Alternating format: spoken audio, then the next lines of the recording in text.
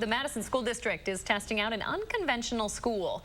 In their words, they want to disrupt system inequalities for black and brown students. In a special Eye on Education this morning, we're taking a closer look at this pilot program called the Anti-Racist Learning Lab.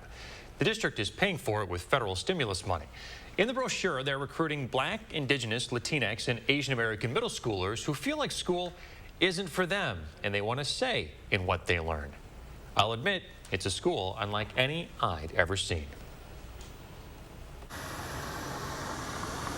Inside this building, just off East Wash, in one small room, is an entire school. What makes it different is that it's trying to rethink how schools could be.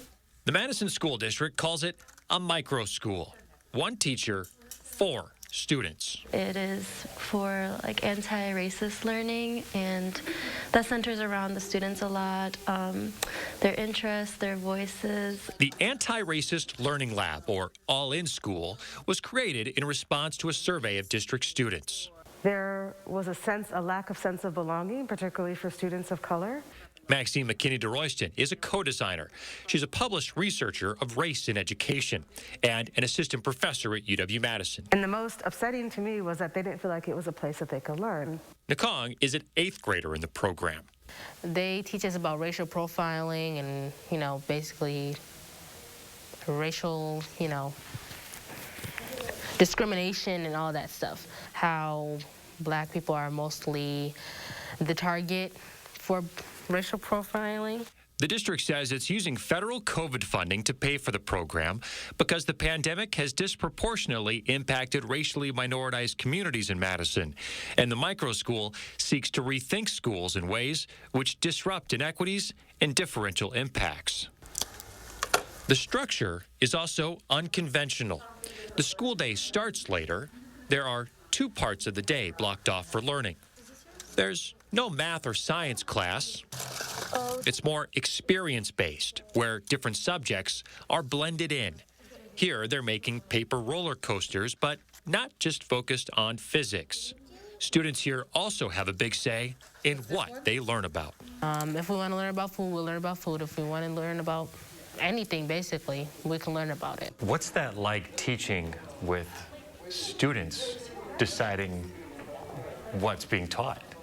Yeah, I think it's really exciting just as a teacher too to see that students are excited about what they're learning as far as their interest or learning about people who have the same background as them. Our hope is if we go into this next year, that it'll also be a place that administrators, teachers, and families can come and see how school could be done differently, what kinds of things we might change, and how they might take that back to their own respective school environments.